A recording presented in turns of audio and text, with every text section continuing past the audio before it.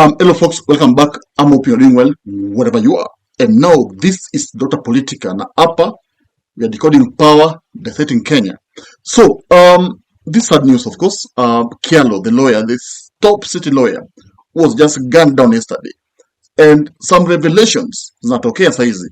And kuna eyewitness waliona how this crime was actually committed. And you see, before we even go to deep details, matters pertaining ikifo yake kenye nilifanya akauawa, I want us to see what this white eyewitness has for us. Kama saa 11 na tukielekea na 40 nikasikia nje kama mlio wa pikipiki huwa zinatoa sauti fulani twa kama fire burst, lakini nikasikia kama fire burst ya pikipiki kwa sababu ni njia inapitika. After kusikia fire burst nikasikia nduru watu wanapiga. Nikaambia wenye tulikuwa na watu wanapiga nduru ni nini? Twende tuone kwa barabara. Kukuja hivi tunaona watu wanatoka kwa magari wakiteremka hapo. Tukakuja na watu wa maua mbio. Kufika pale hiyo gari nayo ilikuwa imegonga Nissan. Sasa mama walikuwa kwa hiyo Nissan tukawauliza ni nini? Wakasema wameua mtu hapa na wao watu wametoroka na pikipiki wameenda. Wale mama wakawa wanalia pale. Na watu wakitoka kwa magari huko, "Oi, tusaidieni." Alafu tukaangalia tukaona huyu mtu amekufa. Wale mama wakashtuka wakapanda nini wakaenda sababu hiyo gari ilikuwa tayari imeshagongwa na nyuma. Ndio sasa tukakaa ndio jamu ikakuwa mingi. Sasa tukaona mapolisi wakaanza kukuja. Kwa dakika tu polisi wakaanza kuingia. Wenye walikuwa kwa gari wanasema walikuwa watu wawili. Wakati alishoot alikimbia tu na kukalia yenye ilikuwa tayari pale juu. Hivyo ndio waliona. Wakati walipiga kelele wakitoka kwa gari waenda wakishika huyo mtu alikalia tu pikipiki na kuenda. Na wale wajua wakajaribu kutoka kwa magari huko juu, tayari pikipiki imeshakata mbio. Kwa sababu pande ya kwenda Rongai tulikuwa na jamu kubwa, lakini pande nyingine hatukuwa na jamu. Sasa wakati walipiga kelele nini unafanya?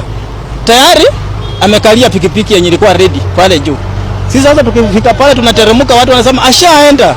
Watu wa pikipiki wanapale wanasema huyu mtu ameuawa tu hivyo. Tukasema kwani kuna kutu kuuawa pia? Sasa ndio tukaenda tuende tuone kwa sababu kumejazana. Tukifika tutapata mtu ameshika tu steering. Mtu wako smart anatoka job amefanya nini? Amekaa ameenda.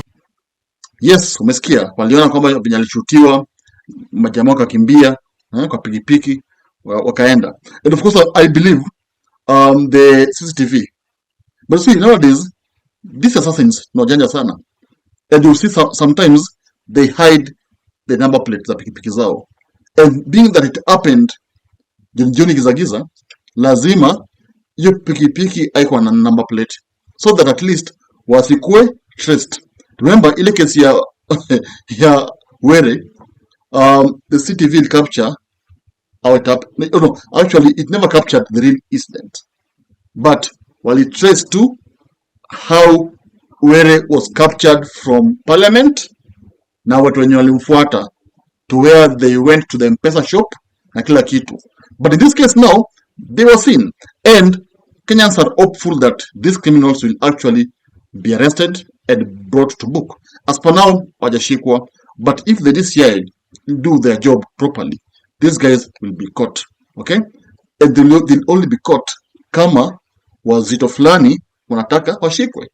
But kama wazito hawataki washikwe, hii kesi itapotea kama ya Ongondo Were. And that's the reality. Now, this lawyer, there's also some issue here. Excuse the video.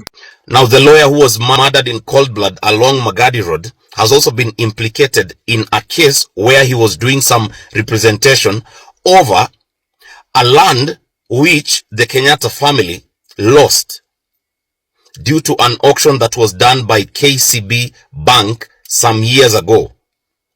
And of course, Kenyans are asking a very fundamental question.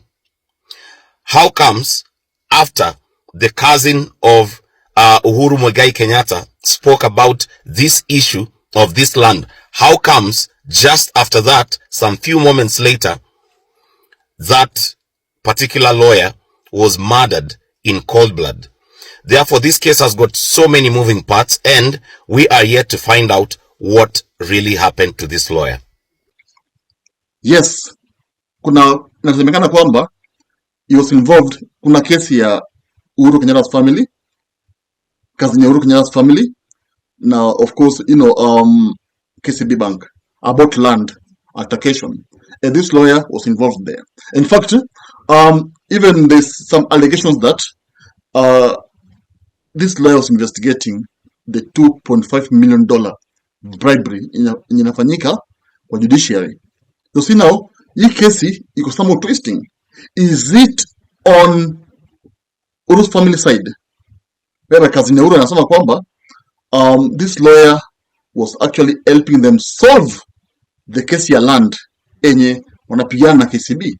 On the other hand, there's this allegation ya $2.5 million that of course was paid to a certain judge in the judiciary.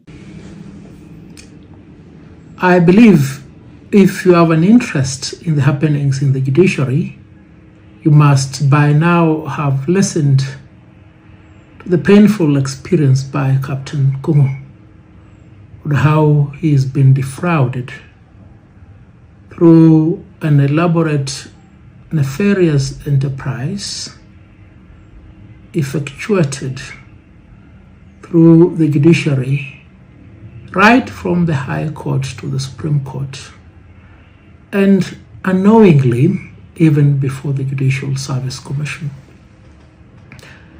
Captain Kungu and I have met on several occasions and reviewed this matter, and it was my expectation that the Judicial Service Commission will help unravel this problem. Friends, Kenyans, we must stop being comfortable with corruption in the judiciary. It cannot be like this. If Captain Kungu can be subjected to this treatment, who do you think you and I are when these judges, magistrates and commissioners of the Judicial Service Commission have to deal with us? They will do the same thing. It is a big disappointment, especially for the Law Society of Kenya, that our two representatives in the Judicial Service Commission, my very good friend of Mwanza and my very not good friends in Gutia, have just been complicit in concealing the impunity and corruption by judicial officers. The name that kept on resounding and which is of recent action in this matter appears to be the name of Justice Isaac Lenola, also a very good friend of mine. But in the fight against corruption, I've said we will deal with everybody, friends and relatives of mine. So, who ordered the hit? Who ordered the hit? That's the question. See, as per now, we can't say ni uyu ama ni uyu because still investigation nafanyika. And I can't sit here, feed with lies, and only sit here, tell you what actually happened. That's the reality. So, this also another issue. This lawyer was actually in IBC panel. Now, hapo kwa IBC ndo kuna kauzito. You see, matters to do with IBC hapo kuna uzito. Because remember, we even had these people, the late Musando, who was just killed out of nowhere. And Kenyans believe that Musando was killed because of elections. That's no doubt. In 2017, alishikwa kauawa just a week to election. Of course, you and I will cast doubt waseme, mbona mliuawa 1 week to election? Kwani kulikuwa na issue, you see? And also, we even saw akina Akombe, the former IBC commissioners, wakikimbia kwenda America for safety. That's the reality. So, since that this guy was actually part of the panel that walikuwa wanaangalia wanafanya kazi kwa IBC, they were actually, they were dealing with this, by elections, how parties conduct themselves, how parties are being, vetted for IBC, and he was part of the team. So, my viewer, kaa chini jiulize, wapi kuna wait? Is it mambo ya land ya kina Uhuru Kenyatta's family? Is it mambo ya, this investigation at $2.5 million in judiciary, of which that's a very strong point. Is it mambo ya IBC? Yeah, who ordered the hit? As per now, we don't know who ordered the hit. But of course, in such cases, there are always speculations. And so many people always, say the government knows who killed this guy. Because if the government will not have told Kenyans within a week who killed this guy, then Kenyans will actually say, okay, because the government asked the machinery to actually, investigate, find out who killed, Kyallo, now wamleke kotini wamshike. But if they fail, then it means that they know what is happening. Remember, even when Ongondo died, Gladys Wanga came out and warned Ruto, told him, we never signed up for our members to be assassinated. Of course, she was trying to tell Ruto that you need to actually investigate and arrest the perpetrators of that crime. That's what she was trying to say. Yeah? So it means that such assassination involving, prominent people, like now lawyer Kyallo, kama watu watashikwa, it means that the government knows who is behind this. That's the reality. Now matters to do with IBC, when mtu amekufa, and remember you're just 1 year to election, that point us wait. Hapo kuna wait.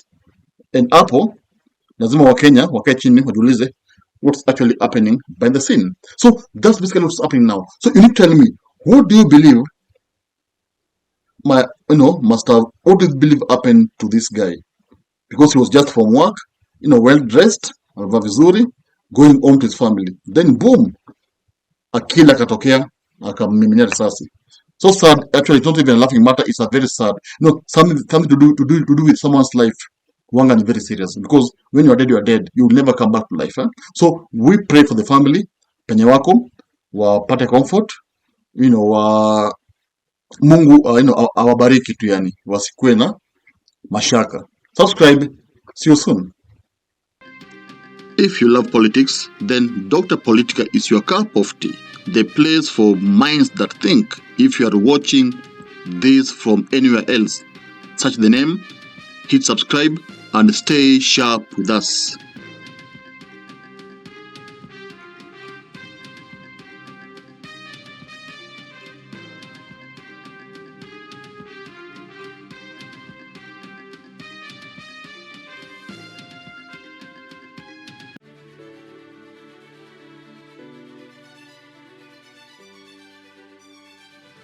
Thank you for making Dota Politica your home for fearless political truth. Every view, every like, every share fuels the fire behind the hours of research, filming, and editing we pour into each episode. By showing up consistently, you don't just support a channel, you empower a voice. In a world ruled by headlines, spin, and power games, you remind us that real people still care about real facts. We are here to inform, inspire, and ignite critical thinking, not just for today, but for generations to come. You are not just a viewer, you are the reason this platform exists.